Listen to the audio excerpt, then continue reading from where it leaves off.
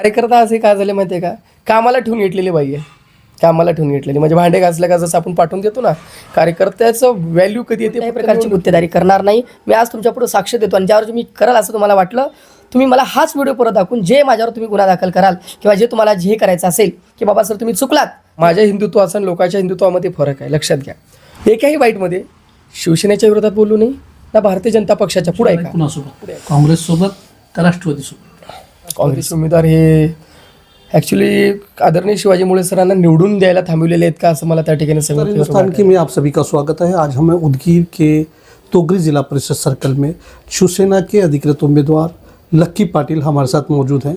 आज हम उनसे बात करते हैं कि किस तरीके से आपका प्रचार चल रहा है. तर जे काही कॅम्पेनिंग आहे माझी, ही उमेदवारी मिळण्याच्या पहिल्यापासूनची कॅम्पेनिंग चालू आहे. जवळपास मी प्रामाणिकपणे 3 महिने झाले, ज्यावेळेस आपल्या मतदारसंघामध्ये आपल्याला जाहीर झालं त्याच्या पूर्वीपासून फिरतो ॲक्च्युलीमध्ये. आणि विशेष सांगायचं गेलं तर सर, पहिला तुम्हाला माहिती असावं की पहिल्या एकदा जिल्हा परिषदेचे इलेक्शन लागले होते. त्यावेळेस योगायोगाने मी त्या तोगरी सर्कलमध्ये कल्लेश्वरालाच नारळ फोडलं होतं आणि त्या कल्लेश्वराची महिमा की मला त्याच ठिकाणी आज तोगरी सर्कलमध्ये थांबायची त्या ठिकाणी चान्स मिळालं.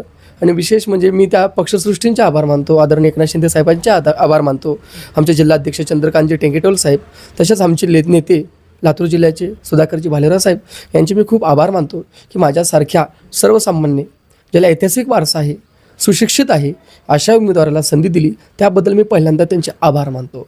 पण साहेब, पाहत असताना, कॅम्पेनिंग करत असताना एक बेसिक गोष्टीचा मी अभ्यास केला, मला त्याच्याबद्दल प्रखड बोलायचं आहे त्या ठिकाणी. तर आजकालचं जे राजकारण चालू आहे 3 गोष्टीवर चालू आहे. नंबर 1 कास्टिझम, जात. नंबर 2 पैसा. आणि इलेक्शन जवळ आल्याच्यानंतर 14 वर्षाच्या, 15 वर्षाच्या, 16 वर्षाच्या लेकरांना दारू पाजवणं, त्यांना फिरवणं. तर मी प्रत्येक आव्हान मी एकच केलं माझ्या मतदारसंघात, मला मतदान करायचं नाही ना, नका करू मतदान, पण तुम्ही मतदान अशा व्यक्तीला करा जो तुमच्या घरामध्ये राखरांगोळी करणार नाही. आज समजा मी एखाद्याच्या बायलेकीच्या नवऱ्याला दारू पाजवलं, एखाद्याच्या बापाला दारू पाजवलं, माझ्या दारूमुळे जर त्याच्या घरामध्ये वाटोळ होत असेल तर मला ही निवडणूक मान्य नाही. माझा पराभव जर झाला तरी मला चालेल, मला अजिबात त्याच्याबद्दल हे नाही. माझ्याकडे अनेक जाती धर्माचे विद्यार्थी येतात, शिकतात, हे करतात. आम्ही त्या ठिकाणी विद्यार्थ्यांना शिकवत असताना जात म्हणून शिकवतो का, नाही, तर एक विद्यार्थी आहे, तो आमच्यासाठी विद्यार्थी म्हणून आम्ही त्यांना शिकवतो. तर मतदार जे आहेत माझे, हे मतदार शिक्षक आहेत, मतदार हे शिक्षक आहेत आणि आम्ही उमेदवार हे त्यांचे विद्यार्थी आहोत. आणि आपण विद्यार्थ्यांचा सत्कार कधी करतो, जर विद्यार्थी जर चांगल्या गुणवत्तेचा असेल, विद्यार्थी जर नम्र असेल, विद्यार्थी जर खरोखर काम करणारा विद्यार्थी असेल आणि त्याच्यामध्ये क्वालिटी असेल, अशाच विद्यार्थ्यांना शिक्षक त्या ठिकाणी काय करतात, बक्षीस देतात. त्याच पद्धतीने मी मतदारसंघात कॅम्पेनिंग करताना सांगतोय, कोणीही मतदार तुम्हाला जे काही उमेदवार आहेत त्याच्यातला कोणी आवडू द्या, तुम्ही त्याला करा, पण जात बघून करू नका, पैसा बघून करू नका. ह्याचं कारण सांगतो. हे एका गोष्टीचा दुःख आहे काल की आपले लोकनेते त्या ठिकाणी अजयदादा पवार साहेब यांचा त्या ठिकाणी दुःखद अकाल मृत्यू झाला, त्याच्यात सर्व महाराष्ट्र हळहळला त्या ठिकाणी. दादाबद्दल सांगायचं गेलं तर दादा हे एका पक्षाचे नव्हते, तर दादा हे महाराष्ट्राचे नेते होते. ज्या पद्धतीने आज आदरणीय एकनाथजी शिंदे साहेब यांच्या खांद्याला खांदा लावून त्या ठिकाणी 2.5 वर्षे त्या ठिकाणी ते उपमुख्यमंत्रीपद त्या ठिकाणी होता त्यांच्याकडे. आज एक खंत, एक वाईट आहे की एक महाराष्ट्राचा नेता गेला. ठीक आहे, आपण कुण्या पक्षात असू, पक्ष महत्त्वाचा नाही, तर व्यक्ती महत्त्वाचा आहे. व्यक्ती काम करणारा होता का, तर 100% काम करणारा व्यक्ती होता. आणि आता येणाऱ्या काळामध्ये सुद्धा एक माझी अपेक्षा आहे की दादानं ज्या पद्धतीनं काम केलं, हो की त्यांच्या पावलाला पाऊल ठेवून एक आपण बी आपल्या मतदारसंघात काहीतरी काम करावं आणि तोगरी सर्कलला एक दुसरी बारामती आपण तयार करावं, असं मी त्या ठिकाणी जनतेला आवाहन करत आहे. आपण शिक्षण क्षेत्रात आहात, मागील कित्येक वर्ष झाले तुम्ही ट्युशन सेंटर चालवतात, अचानक हे राजकारणात सक्रिय होणं. सर, ॲक्च्युली सांगायचं गेलं तर मूळ कारण की मी आज ट्युशनच्या क्षेत्रात आहे आणि मी ट्युशनमध्ये प्रोफेशनल टीचर्स असोसिएशन जे उदगीरची संघटना आहे त्याचा मी बिनविरोध अध्यक्ष आहे आजच्या घडीला. आणि शैक्षणिक क्षेत्रामध्ये येत असताना मी ज्यावेळेस आहे, पण मुळामध्ये माझी राजकीय सुरुवात ही रामघाट तांड्यापासून झाली, तुम्हाला माहिती आहे.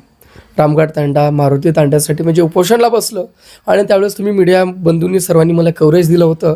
आणि माझ्यामुळं नाही, तुमच्या मीडिया कव्हरेजमुळे त्या ठिकाणी त्या रामघाट तांड्याचा रोड झाला, मारुती तांड्याचा रोड झाला. ह्याचा श्रेय माझा नाही, तर हा श्रेय तुमचा आहे. आणि त्याच्यापासून मला एक चाहूल निर्माण झाली की राजकारणामध्ये आलं पाहिजे का, तर 100% आलं पाहिजे. मी विचार केला की बाबा काहीतरी परिवर्तन करायचं ना, तर त्या ठिकाणी आपण उडी मारलं पाहिजे. पण उडी मारलो, मला अनेकांचे, माझे पालकांचे कॉल अजून पण येतात, सर तुम्ही रॉंग फील्डमध्ये गेलात, सर तुम्ही ह्या क्षेत्रामध्ये एवढं टॅलेंटेड आहात, तुमचे टीचिंग एवढी सुपर आहे, तुम्ही इकडं काय जात आहे तुम्ही? तर मी म्हणलं की बाबा परिवर्तन हा शिक्षकच करू शकतो समाजाचं. जर खऱ्या अर्थानं मतदारसंघाचं जर परिवर्तन करायचं असेल तर मी माझी आयडियॉलॉजी, माझी विचारधारा कधीही सोडणार नाही आणि माझ्या विचारधारेला सोडून मला कोणतंही मतदान, एकही मतदान नको आहे. तुम्ही माझ्या पाठीमागे जावा, तुम्ही कॅम्पेनिंग करा, विचारा की लकी पाटील सर कोणाला दारू पाजल्यात का? एकही तुम्हाला मिळणार नाही की दारू. तुम्ही एवढं विचारा, भाड्यानं कुणाला बोलवल्यात का विचारा. एकालाही सुद्धा मी त्या कॅम्पेनिंगमध्ये भाड्यानं सुद्धा बोलवलेलं नाही त्या ठिकाणी. आज जे आपण म्हणतो की तुगरी मतदारसंघामध्ये जे लोक गणित घालायला लागल्यात, त्यांचं गणित काय? हे तुम्हाला पण वास्तविकता माहीत आहे, वास्तविकता बोलायला काय चुकीचं नाही त्या ठिकाणी. कोणी म्हणतं लिंगायत एवढे, कोणी म्हणतं मराठा एवढे, कोणी म्हणतं हे समीकरण असं बसतंय, ते समीकरण असं बसतंय. तर मी कोणत्याच समीकरणाचा कधी अभ्यास केलो नाही. मी कधी जातीच्या राजकारणाचा बळी पडलो नाही आणि कधी पडणार नाही. तर माझी एकच त्या ठिकाणचं म्हणणं आहे की जे काही उदगीर तालुक्यामध्ये मी एक प्रयोग केला, तुम्हाला माहिती आहे की ज्यावेळेस मराठा आरक्षणाचा मुद्दा होता, तर मला वाटतं की मी एकमेव लिंगायत असेल की जाऊन मनोज दादा जरांगे पाटील यांना भेटलो आणि लिंगायत समाजाचा जाहीर पाठिंबा दिलो. ह्याचा अर्थ काय मी ओबीसीच्या विरोधात आहे का? अजिबात नाही. तर माझी भावना काय, मी शिक्षक आहे, माझी भावना एकच आहे, प्रत्येकांच्या लेकरांचं कल्याण व्हावं. तो निकाल जो लागेल त्याच्यानंतर कोर्टात जाणार, तो कोर्ट ठरवणार काय होईल, पण त्या ठिकाणी प्रत्येकांचं भलं झालं पाहिजे. मग लेकरं येतात माझ्याकडे ट्युशनला, बाप नाही त्या लेकरांना मी फीस घेत नाही, गरिबाच्या लेकरांना अर्धी फीस घेतो. माझ्या शुद्ध अंतकरणाने जेवढं मला करता येतं तेवढं करतो. आणि तुमचा जो प्रश्न होता की तुम्ही राजकारणात त्या क्षेत्रातून का आलात, तर राजकारणामध्ये येण्याचा मूळ उद्देश आहे की काहीतरी परिवर्तन करायचं आहे. माझ्या आजोबांनी त्या काळामध्ये स्वातंत्र्य मिळवून देण्यासाठी लढा दिला. तर आज जे समाजाला लागलेला डाग आहे, आज उदगीरची ओळख काय तुम्ही सांगा, मी सांगायची गरज नाही.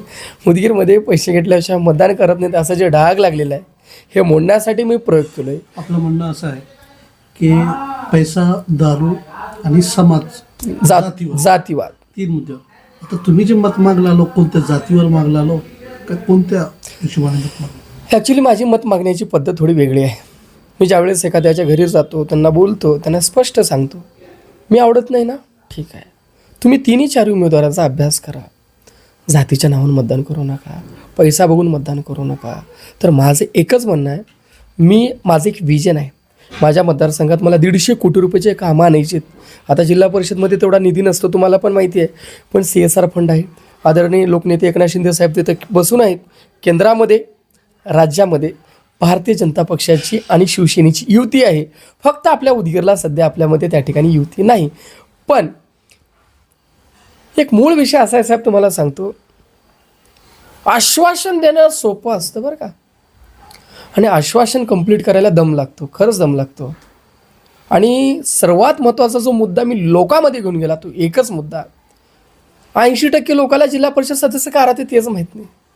आणि मी जे काही डोर टू डोर कॅम्पेनिंग केलं त्याच्यामुळे पहिल्यांदा असं झालं की दुसऱ्यांना सुद्धा त्या ठिकाणी घरोघर जावं लागलं. त्या ठिकाणी निवडून आल्याच्या नंतर माझं एकच काम आहे, पहिला जनता दरबार, पंचवार्षिक, म्हणजे दर 15 दिवसाला एक पंचायत समिती, तिकडली पंचायत समिती, माझ्या 2 पंचायत समिती आहेत. एक आहे तुगरीमध्ये आमचे त्या ठिकाणी शिवाजी बिरादार माझे उमेदवार आहेत. त्याच्यानंतर दावणगावमध्ये वैष्णवी अनिले ओबीसीच्या आमच्या महिला उमेदवार आहेत. तर त्या ठिकाणी जनता दरबार पद्धत असेल, त्या जनता दरबारमध्ये जेवढे काही आपले अधिकारी असतील, त्याच्यानंतर BDO असेल, त्याच्यानंतर कृषीच्या संबंधित, त्याच्यानंतर काय म्हणू आपण जे काही वन्यजीव असतात त्याच्या संबंधित, फॉरेस्ट्रीच्या संबंधित जे काही वेगवेगळे डिपार्टमेंट असतात त्या सर्व अधिकाऱ्यांना मी त्या ठिकाणी बसवणार. आणि त्या जनता दरबारमध्ये शासनाच्या कोणत्या योजना आहेत, त्या शासनाच्या योजना लोकांच्या दारापर्यंत कसं जाता येईल, हे माझं पहिला प्रेफरन्स असेल त्या ठिकाणी. आपला जे मतदारसंघ आहे जिल्हा परिषद सर्कल, कमीत कमी 20 ते 25,000 मतदार आहेत. आपले मूळ मुद्दे काय आहेत, कोणत्या मुद्द्यावर तुम्ही निवडणूक लढवत आहे? सर, ज्यावेळेस तुम्ही माझ्या मतदारसंघात याल ना, तर तुम्हाला जवळपास आरसनाळ, कुमदाळ गावचे नाव सांगतो तुम्हाला, रावणगाव, धोंडी परगा, त्याच्यानंतर करकेली, नेतरगाव, त्याच्यानंतर बनशेळकी साहेब, जो सर्वात बेसिक मुद्दा आहे, त्या गावला रोडच नाही. आम्ही लहानपणी असताना ज्यावेळेस आम्ही होतो 5वी-6वीला होतो, त्यावेळेस कर्नाटकचे रोड खराब होते, आम्ही म्हणायचं कर्नाटकच्या रोडबद्दल. पण आज जे द्रुतगती झाली आहे, जे आज आपल्या रोडची कंडिशन जी झाली आहे ना, खूप बेकार आहे. आणि विशेष त्या तोंडशिरचा रोड जो आहे त्या बॉर्डरपर्यंत जायचा, 2 वर्षातून 3दा रोड व्हायला लागला. भ्रष्टाचार हा सर्वात मोठा कळस आहे. आणि कार्यकर्त्यांचा जो वापर होत आहे कार्यकर्त्याचं काय एक लक्षात घ्या. कार्यकर्ता असे काय झाले माहिती आहे का, कामाला ठेवून घेतलेली बाई आहे, कामाला ठेवून घेतलेली. म्हणजे भांडे घासलं का जसं आपण पाठवून देतो ना, कार्यकर्त्याचं व्हॅल्यू कधी येते फक्त निवडणुकीमध्ये. तर मला ते राजकारण नाही करायचं. ज्या गावातले कार्यकर्ते आपल्याला मदत करणार आहेत, आजकाल निवडून आलेला व्यक्तीच तर स्वतः गुत्तेदार आहे, हे तर वास्तविक सत्य विधारक सत्य आहे, ते नाकारता येत नाही. मी स्पष्ट भूमिका मांडली, मला कोणत्याच गावातली गुत्तेदारी नको आहे. मी सिव्हिल इंजिनियर आहो, 6 वर्षाचा लायसन्स आहे, मी अजून कधी गुत्तेदारी केली नाही. पण माझ्यासाठी जो फिरणारा कार्यकर्ता आहे त्याचं काय, त्याची बायको आहे, त्याची लेकरं आहे, त्याची माय आहे, त्याचं घर आहे, त्याचा प्रपंच आहे, त्याचं कुटुंब आहे, त्याला कोण बघावं. आम्ही निवडून आलो, आम्ही गेलो निघून, त्याच्या मागं काय, त्या गावातले जे काही मी विकास कामं आणतील माझा कार्यकर्ताच त्या ठिकाणी काम करणार. त्या कार्यकर्त्याला स्टँड करायची जबाबदारी माझी आहे. मी कोणत्याही प्रकारची गुत्तेदारी करणार नाही. मी आज तुमच्यापुढे साक्ष देतो आणि ज्यावर मी कराल असं तुम्हाला वाटलं, तुम्ही मला हाच व्हिडिओ परत दाखवून जे माझ्यावर तुम्ही गुन्हा दाखल कराल किंवा जे तुम्हाला जे करायचं असेल की बाबा सर तुम्ही चुकलात, तुम्ही मला त्या ठिकाणी बोर्ड दाखवा. माझ्या आयुष्यात कधी गुत्तेदारी करणार नाही. माझ्या कार्यकर्त्यालाच गुत्तेदारी देणार आणि माझ्या कार्यकर्त्याला स्टँड करून वेगवेगळ्या प्रकारच्या शासनाच्या योजना, मला का माझ्या घरचं द्यायचं का हो, शासनाच्या योजना लोकांच्या दारात द्यायची. शासनाच्या योजना मी लोकांच्या दारात आणणार आणि शेतकऱ्यांचा विकास कसं करता येईल त्याच्याकडे करणार. मी आत्ताच इंटरव्ह्यूमध्ये तुम्हाला म्हणले की मला दुसरी बारामती तोगरी सर्कल करायचा त्या ठिकाणी आणि इमानदारीने शुद्ध अंतःकरणातून मी जेवढं काम करेल, अजून अभिमानानं सांगतोय, महाराष्ट्रामध्ये कोणता जिल्हा परिषद सदस्य तेवढं काम करू शकणार नाही, एवढं ठामपणे मी तुम्हाला शाश्वती देतो. आणि 150 कोटी नाही, 150 तर करणारच, त्याच्यापेक्षाही जास्त निधी आणेल. 150 हा माझा सहज बोललेला आकडा आहे. CSR फंडच मला कमीत कमी 100 कोटी आणता येईल. शिंदेसाहेबांच्या नेतृत्वामध्ये मला 100 कोटी CSR फंड आणता येईल. तर आमदार फंड वेगळा असतो, त्याच्यानंतर जिल्हा परिषदचा फंड वेगळा असतो, ग्रामीण मंत्रालय शिंदेसाहेबाकडे आहे. ग्रामीण मंत्रालयाचा निधी मला कसं माझ्या मतदारसंघात खेचून आणता येईल, माझ्या लोकांना दलित वस्तीमध्ये, नंतर वेगवेगळ्या प्रकारच्या विहिरीच्या योजना असतील, कुक्कुटपालन असेल, शेळीपालन असेल, वेगवेगळ्या प्रकारच्या योजना नवीन पोरांना देऊन त्यांना स्वतःचा रोजगार. किती दिवस लोक गुलामी करणार हो. ह्या मतदारसंघात जिल्हा परिषद सर्कलमध्ये असं कोणतं काम केलेलं आहे आपण? कोणतं म्हणजे काय म्हणताय तुम्ही? जिल्हा परिषद सर्कलमध्ये आता कोणतं असं काम केलेलं आहे ज्यामुळे लोक तुमच्याकडे लक्ष देतात? ॲक्च्युली ह्या मतदारसंघामध्ये त्याप्रमाणे तुम्ही सोशल काम करत आलो, उदाहरणार्थ तुम्ही एक रामभाऊ तांड्याचं दिलं, Yes. तसं ह्या सर्कलमध्ये तुम्ही काय केले का असं काम? ॲक्च्युली ह्या सर्कलमध्ये मुळामध्ये सांगायचं गेलं तर त्या ठिकाणी संधीच मिळाली नाही काम करण्याची आपल्याला. त्या ठिकाणी ॲक्च्युली एक त्या ठिकाणी काम केलं होतं मूळ मुद्दा की जे मी म्हटलं बॉर्डरपर्यंत जायचं रोड, त्या ठिकाणी रोडचं पूर्ण हे झालं होतं. त्या गुत्तेदाराला वगैरे फोन करून त्या ठिकाणी आपण करायला लावलं होतं. पण त्याचं जर स्ट्रक्चर जर पाहायला गेलं मतदारसंघाचं खूप कॉम्प्लिकेटेड आहे. काही आपल्याला दोन्ही मतदारसंघातले गावं आपल्याकडे 2 आहेत, जिल्हा परिषदला आणि विधानसभेला तिकडे. पण त्या गावातले जे बेसिक मुद्दे आहेत, तर आजकाल मी गेल्यानंतर लोक काय म्हणू लागल्यात, एक बाई रडली माझ्या पुढं. मी काय असं इंटरव्ह्यू म्हणून तुमच्या पुढे बोलत नाही, सत्यता सांगतो. शेकापूरमधली घटना की मी त्यांना बोललो की ताई असं आहे, मी इलेक्शनला आलो आणि मी तुम्हाला 1 रुपयाची कोणाला दारू देणार नाही. असं बाई रडली, सर माझं घर उठून गेलं दारूमुळं. म्हटली घर त्या ठिकाणी. तर तुम्ही जे आत्ता म्हणलात, मी आत्ता काय केलं ते सांगणार नाही, पण पुढं काय करणार होतं त्याच्यामधला सर्वात पहिला मुद्दा आहे, प्रत्येक गावामध्ये नशामुक्ती केंद्र मी राबवणार म्हणजे राबवणार.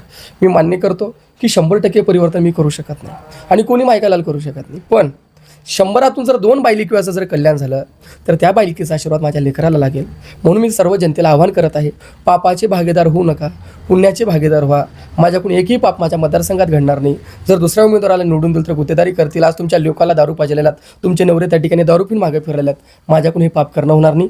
निवडणूक माझ्यासाठी महत्त्वाची नाही, तर माझी वैचारिक लढाई हे माझ्यासाठी महत्त्वाची आहे. त्या ठिकाणी तुम्ही मागच्या काही 2 महिन्याखाली नगरपालिकेची निवडणूक झाली, येस, त्या काळात तुम्ही काँग्रेससोबत होतो. हां, तुमचे घरचे पण एक माझ्या वहिनी होत्या त्या. अचानक शिवसेनेत येऊन उमेदवारी मागितली. यस, हा प्रश्न खूप नाही. नगरपालिकेची निवडणुकीत काँग्रेस, येस येस येस, जिल्हा परिषदची निवडणुकीसाठी शिवसेना. अगदी बरोबर आहे तुमचं. ह्याला उत्तर देतो तुम्हाला की मला 1 महिन्यापूर्वी मला निदर्शनास आलं की मला कळवण्यात आलं, मी पक्षांना विचारलं की त्या ठिकाणी बा भूमिका स्पष्ट करा, कारण मी 3 महिने झाले फिरतोय आणि हा संघर्ष माझा 3 महिन्यापासून आहे. तर मी 5 वर्ष झाले मी समाजसेवेत आहे, तुम्हाला पण माहिती आहे त्या ठिकाणी.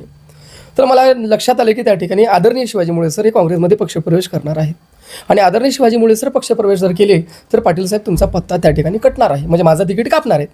तर माझ्यापुढे पर्याय काय राहिला साहेब सांगा. मी जे आजपर्यंत प्रामाणिकपणे लोकांमध्ये सेवा केलं, लोकांमध्ये गेलं, लोकांमध्ये काम केलं, तर मी लोकांना काय उत्तर देऊ. तर उद्या काय होतं माहिती आहे का, जर समजा मी जर थांबलो नाही तर पहिला शब्द येतो की लकी पाटील काहीतरी गडबड आहे. निवडणूक लढवणं, लोकांमध्ये जाणं हा भाग वेगळा आणि निवडणूक न लढवता घरामध्ये बसणं हे चुकीचं आहे. तर त्या ठिकाणी हा मूळ मुद्दाच होता. मी म्हणणार नाही की विकास काम करायला मी इकडे गेलो, हे मला अजिबातच आवडत नाही. मी सत्य बोलणारा माणूस आहे, खरं बोलणारा माणूस आहे.